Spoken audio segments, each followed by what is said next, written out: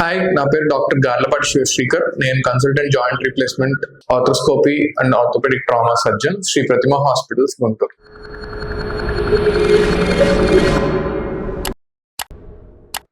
నేను మీకు ఈరోజు చెప్పబోయే టాపిక్ రొటీన్ గా నా ఓపీడీలో వినపడేది. నాకు జాయింట్ పెయిన్స్ అనేవి చాలా ఎక్కువ అవుతున్నాయండి, అది కూడా వింటర్ వచ్చేసరికి చాలా ఎక్కువ అవుతున్నాయండి అని వస్తున్నారు. సో వింటర్ లో జాయింట్ పెయిన్స్ కి కామన్ రీజన్స్ ఏంటంటే, ఒకటి ఎక్స్ట్రీమ్ కోల్డ్ టెంపరేచర్ వల్ల మనకి వాసో కన్స్ట్రిక్షన్ అనే ఫినామినా ఒకటి జరిగిద్ది. అదంటే ఏంటంటే, మనకి ఏదైతే జాయింట్ కానీ కండక్ కానీ రక్తనాళం ద్వారా రక్తం వెళ్తుందో ఆ రక్తనాళం అనేది ముడుచుకుంటది కోల్డ్ టెంపరేచర్స్ ద్వారా. సో ఇది one of the main reason. రెండోది వైటమిన్ డి డెఫిషియన్సీ. ఈ వింటర్ లో మనకి సన్లైట్ ఎక్స్పోజర్ తక్కువ ఉంటది. అండ్ రెండోది, ఈ సన్లైట్ ఎక్స్పోజర్ తక్కువ ఉండటం వల్ల మనకు వైటమిన్ డి అనేది నేచురల్ గా రావాల్సిన విటమిన్ ప్రొడక్షన్ అనేది లోపించి, దాని ద్వారా వైటమిన్ డి డెఫిషియన్సీ వచ్చి జాయింట్ హెల్త్ అనేది డిటోరియేట్ అవుతుంది, అంటే పాడవుతుంది. మూడోది, ఫిజికల్ యాక్టివిటీ తగ్గిపోవడం వల్ల.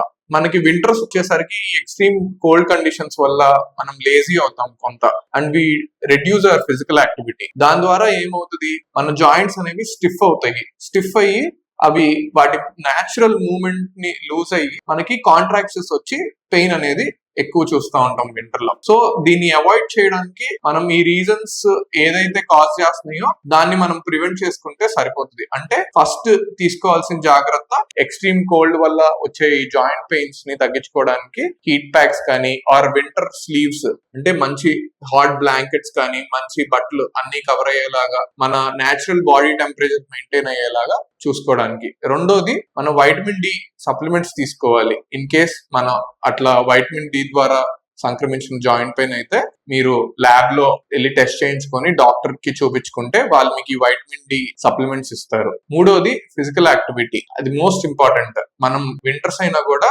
మామూలుగా చేసే రెగ్యులర్ వార్మప్ ఎక్సర్సైజ్ అవి చేసుకోవాలి. ఇవి చేస్తున్నా కూడా మీకు ఇంకా తగ్గట్లేదు, జాయింట్ పెయిన్స్ ఉంటున్నాయి అంటే అది వేరే అదర్ రీజన్స్ వల్ల ఉంటది. దానికోసం మీరు అర్జెంట్ గా మీ డాక్టర్ ని సంప్రదించాలి.